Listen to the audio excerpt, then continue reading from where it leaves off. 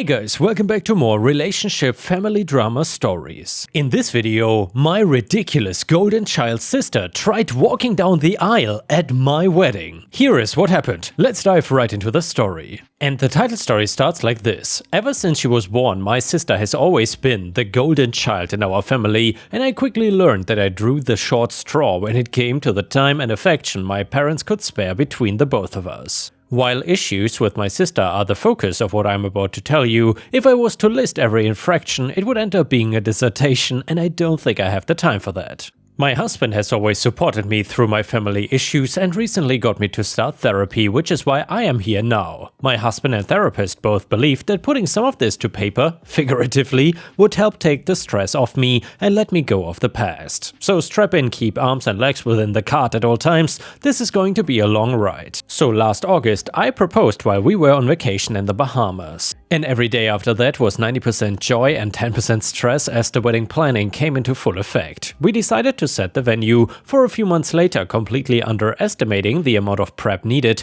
but we stubbornly held on to the original date. Both parents offered any help they could when they heard the good news. My sister, on the other hand, was less than pleased that I was supposedly upstaging her. I later found her on the phone to a local florist trying to make plans on our behalf. I told her off for it, although she insisted she only wanted to help. As someone with a tarnished track record of good behavior, I doubted her intentions and asked her to leave it to me. In a fit of rage and tears, she stormed to her bedroom and had a massive tantrum, making me look like the villain to my parents. Not the first time it happened, and I was sure it would not be the last. The next incident was subtle, and I wouldn't have caught it if it wasn't emailed to me. One evening after work, I happened to be checking my emails when I noticed one from the bakery saying, "Your cake changes have been submitted. Thank you for your continued business and happy blessings." I called them straight away and managed to catch them just before they closed up shop. Apparently, someone had called on my behalf to make a change to the wedding cake, changing it from chocolate to strawberry icing. Hearing that, I knew that the only person who could have done this was my perfect little sister. Growing up, she had always insisted strawberry was her favorite flavor, with chocolate her least favorite, which led to a lot of baked goods we bought containing strawberry. This tradition continued even after my parents found out that I was mildly allergic to strawberries. I guess they thought that I could suck it up and manage as long as it didn't kill me. Well, anyway, I quickly put a stop to that plan. It was my wedding, not hers. I apologized to the bakery for the confusion, but asked her not to allow any changes in the future made by myself or my fiancé. I considered yelling at my sister about it, but I did not see much point in it. It may end up more fun for her to find the wedding cake later, not how she pictured it. Anyway, on the last weekend before the big day, my friends took me to a fancy bar to celebrate. I told them I didn't want any wacky surprises, usually in a bachelorette party. No one needed to be arrested and miss the wedding. My friend circle consisted of 5 friends I have had known since high school, all traveled over especially for me. As the night progressed, I ran into someone unexpected and the last person I wanted there, aka my sister. No prizes for guessing who. Turns out she had managed to pry the details from one of the friends earlier and now spent her time flirting with them. When I told her to buzz off, she pouted and stormed off, looking back to see if my friend would follow after, which he didn't. As always, my sister had a need to be the center of attention. Luckily, she only ruined a small portion of a long evening, and so she was also quickly forgotten. Many great memories were made that night, and I look back on them fondly. Skipping forward a few weeks, we now come to the final chapter, the day of reckoning, the big day. I got to the church first, along with a few friends, family members, and friendly hired staff. Most of the preparations were set up, which is good considering the sudden spike in temperature we were seeing this week. The easy morning did nothing to settle my nerves though, so I was eager to welcome the rest of the guests and get the show on the road. About 2 hours later, the first of the family members started to pile in, shuffling respectively in packs grouped by my side versus my fiancé's side. As the church began to get quite full, there were 3 seats at the noticeably vacant front: my father, my mother, and my sister. Normally, I would not panic to see them a little late, but they could not have picked a worse date to test my patience. I was then told by a friend that they had finally arrived, though based on the sounds of an argument at the door, something had already gone wrong. When I got to the door to see what was going on, I was shocked to see my sister wearing a white bridal dress. I had to blink to double check I was not simply hallucinating, because what sane individual wears that to someone else's wedding? I was filled in with the details by the doorman. My sister had decided that she wanted to come and walk down the aisle just to see what it was like. A sentiment my parents were quite casual about, as if their college degrees were second-hand forgeries. I was at the end of my rope at this point. I had put up with a lot of crap in my life, this year especially, and I was done being nice. I told my sister, change now or leave. For once, today's not about you. When my parents looked ready to object, I put them in their place as well and said, I cannot believe you would do this to me today. I walked off while they were stunned into silence. I hear my sister ran back to the car in tears and my parents were outraged. I'm pleased to announce the rest of the day went very smoothly in their absence. The wedding ceremony was a literal tearjerker. We had a lovely cake at the reception dinner too. While I saw no sign of my family again that day, I did hear that my sister did sneak in to sample the buffet, but was disgusted by the cake and left again in a huff. It's been 2 weeks now since the wedding and I have not seen or heard from my supposed family once. I figured they are either too stubborn to apologize or my sister has them wrapped tighter around her finger than I had first thought. I don't feel too sad about it though, as I now have a new family. Me, myself and my husband. And if you enjoyed the relationship stories, please don't forget to like the video and subscribe to the channel if you haven't already to not miss any of my daily uploads. Thank you so much. The next one is titled, My boyfriend wants to buy a boat and I am $40,000 in debt. Been together almost 10 years, I own the house we live in. Due to unemployment, he stopped contributing to the bills over 5 years ago, and for the past 3 years he's been back to work. He paid off all his debt and his only bills are his car insurance and our cell phone bill. I've asked him a dozen times to start contributing and it always turns into a fight. He tells me if I need money I should just ask for it, but I don't believe that's a good substitute for giving me a specific amount I can rely on every month for the bills. And by the way, I also do 95% of the grocery and household shopping. I've made bad decisions and buried myself in debt trying to live a lifestyle that I should be able to afford if I was not supporting him. So anyway, he wants to buy a boat. I'm about to take a $9,000 per year pay cut at work and he knows how much debt I have. Decided I'm breaking up with him, selling the house to pay my bills and walking away happy with probably $100K in my pocket, which is literally life-changing money. Am I overreacting by ending a 10-year committed relationship without talking to him about it one more time and giving him a chance to make it right? And yeah, ripe stars, let me know in the comments what you think about this. Do you think OP is the a-hole and overreacting or not? Let me know what you think. OP then said, there's no way I'm going to be able to read all these, and to the people saying awful things to me, guess we all know what kind of person you are. Anyway, to answer some of the more common questions, I already rent out a room to someone. I did not mention it because it didn't seem relevant, and I've raised his rent starting next month. He's also had a really sweet deal for a few years. I have a very good job, I work for USPS. The problem is USPS is going broke and they've realized they can pay a part-timer $20 an hour to do what they pay me almost $40 for. I don't know how bad it'll be, but it's nothing like $11,000 per year cut. I'm trying to get ahead of it before it hits. The benefits are great and I don't have a degree, so there's no real way for me to get into a higher paying job. I am considering Instacart/DoorDash once it does hit. Just does not seem fair that I have to work 2 jobs while he sat on his ass for 2 years. And listen, I get it, selling is a bad idea, a house is an investment, but I don't really see any other way of getting out from under this debt. I don't want the hassle of trying to rent the whole thing out to someone and pay for an apartment myself. I don't want to have to maintain it. It's way too big for me and I don't even think I want to stay in this state. Sell now, pay off debt, put money away and earn interest on it, and then in a year or so, once I've got my head straight, hopefully move somewhere warmer. Third edit, one more thing, he already has a boat. A cheap boat if there's such a thing. He wants a nice new boat so he doesn't have to keep putting money into the ones he's got.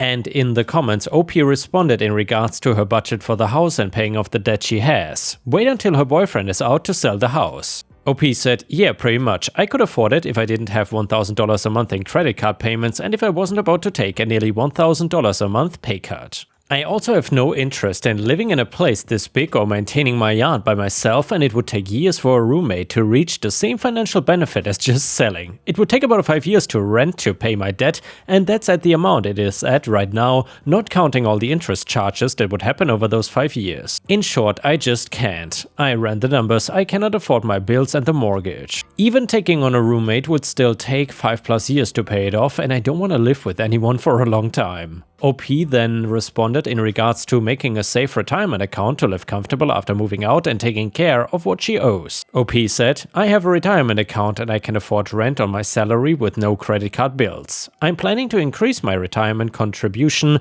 to pretty much the maximum and slowly chip away at the $100K while it also sits in a savings account earning interest. OP in regards to getting in therapy to deal with her issues and taking care of herself first before anyone else. OP said, I was in therapy. My therapist is moving to a new practice that doesn't accept my insurance, so I have to find a new one. I have gently encouraged him to seek therapy for a long time, but he won't. I've suggested couples therapy multiple times, but he believes that is a sign the relationship is already over, so basically I'm just giving him what he must expect at this point. She is out of state and her new practice only takes clients from a specific EAP that my company does not participate in. I really wish staying with her was an option, working on it, had some undiagnosed mental health issues which explain literally every dumb thing I've done. I'm actively working on myself. Then OP talked in regards to if she has kids with her boyfriend and it would put more debt on her. OP said, he already has one which is grown up and I don't want any, thank God. OP then explains the budget she and her boyfriend spend every week. OP said, I spend about twice as much on his groceries as I do for mine. I eat one meal a day and about $12 a week on snacks. He eats lunch and dinner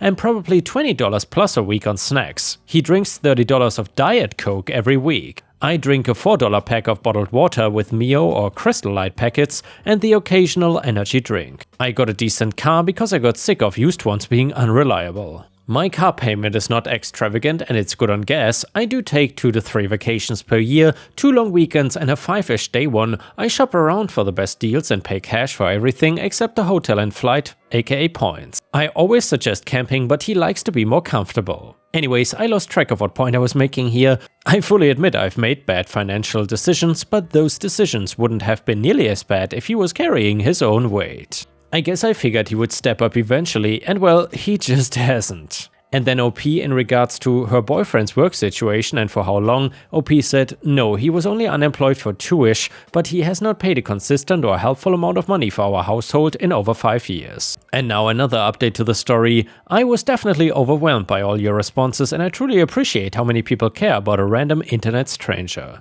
I've considered posting an update many times since, but wanted to wait until it all played out, but I've had people reaching out recently, so I decided this was a good time. So I spent a decent amount of time setting things up for myself behind the scenes. I had a safety plan for myself and my cats in case he got angry. I spent a long time putting a plan together for what I would do after selling my house. I broke up with him in early June. It was one of the most emotionally difficult things I've ever done. We talked for hours over multiple days about what went wrong. He did not get angry, just sad. I was really sad too, and I still am, but we are both on the same page now, and we agree it's the best thing for both of us. He moved out right away and has been slowly moving his stuff out too. Took me about 2 months to get my house ready for sale, but once it was listed, I accepted a very good offer within a week. Closing is 3 weeks from now. I decided to take this opportunity to completely change my life. I'm moving across the country. I already have a place and a job lined up and I'm really excited for my future.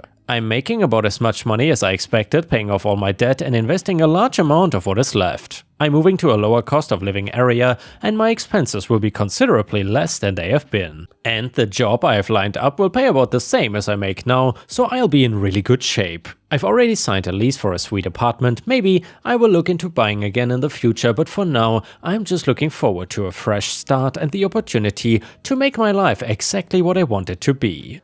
Then someone in the comments asked, did he ever say why he wanted to buy a $40,000 boat instead of helping you pay off your debt? OP said, sort of, he just was not thinking, I guess. Somehow he always thought I was fine even though he knew how much debt I was in, and even though I begged him so many times to start contributing consistently, in his mind I must have been fine because I never asked him for specific amounts to cover specific bills. Another person in the comments said, I love this ending. I hope you're moving to a cool city and make lots of friends. OP answered, very cool city where I already have a couple good friends and I cannot wait to meet more. And the next story goes like this. I live in an HOA community. My experiences thus far went to a meeting where a guy wanted a 4-foot fence instead of the standard 3 because his dog kept getting out. After arguing for a bit, he was not so politely told to appeal to the Architectural Review Committee. At the end of the meeting, they asked for volunteers to sit on said ARC. I volunteered, approved his request and then quit. He has a 4-foot fence. I got a notice that my fence was not within regulations because the peak of the arch was 4 inches too high. I went to a meeting to appeal, and with a draft of my new plans, my appeal was shot down, so I revealed my new plans, which included no fence and a 40-feet ham radio tower. Ham radio towers cannot be regulated by HOA, my fence is apparently okay. Next, I got a knock on the door one day from someone soliciting home repairs for my damaged garage door frame. I politely told them no thanks, and a few days later got a letter from the HOA. Out of curiosity, I looked up the business, and sure enough, one of the board members owned the home repair business. I sent the HOA board a letter of my finding with a copy to my attorney general. Apparently my garage door frame is also okay. Edit, I also have one I haven't gotten to use yet. When I first moved in, I received a letter from the HOA that all improvements to the property were approved at the time of me moving in. If they ever decide to challenge anything I have done, I will simply say that it was there when I moved in and watch them try to prove that it wasn't. And the next one is titled, Insane Level of Entitledness. This is a story about a client of mine and the crazy levels of entitledness I experienced here. My client bought a house, the previous owner had dementia and Alzheimer's, and the family had a hard time finding all her stuff and cleaning the house because she had put stuff in weird places in confusion. My client knew this. He was told they had a hard time finding some of her things but were not specific about what they were still looking for. So my client moves in, and while he is renovating and moving in, he finds hidden in the back of the attic a jewelry box. He immediately runs to the local jeweler to appraise the jewelry. Approximately $5,000. He happily returns home thinking he found the jackpot. Since they are living in a small town, the jeweler knew the relatives and told them that client had found their mother's jewelry box, the box they could not find. The relatives are outraged and sent him a letter demanding him to hand over their heirlooms. He comes to me claiming that he bought the house and everything inside of it, so whatever is left behind is now his. And if he did not get ownership of the box, does he at least deserve some compensation? Unfortunately for him, the contract stated that the house would be transferred empty and vacated. According to the law here, that means he did not get ownership of the box by buying the house. Everything left and found he has to return to the owner and relatives. So here, when you find something, special laws apply. You don't get ownership when you find something. In a nutshell, when you find something, you have to go to the township and report it. If the items are not claimed within a year, then and only then you get ownership. Of course, this is different when you find something on the street and nobody ever finding out you picked it up.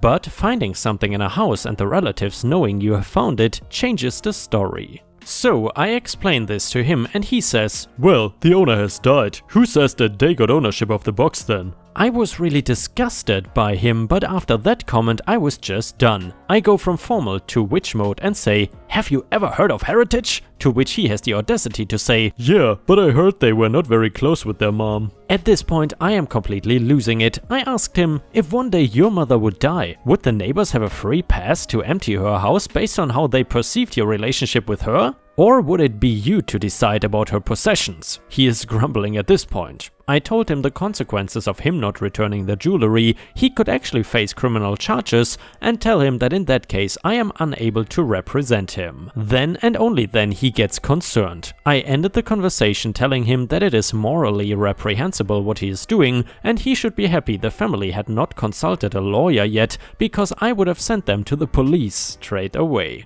A few days later he forwards me the email he had sent as a reply to the family. He claims he only appraised the jewelry out of curiosity and had not found the time to contact them due to the move, but he was definitely going to give the jewelry back. And ended his email saying, "I will leave it up to you, the family, to decide whether a finder's fee is appropriate or not." Sometimes I hate my job. And the next one goes like this. When I was younger, my dad started a limousine service. Before the company got big enough for its own office space and multiple limos, he would bring his one limo to our home, detached condos with an HOA, to clean and stock and sometimes leave it overnight when it was needed for a job.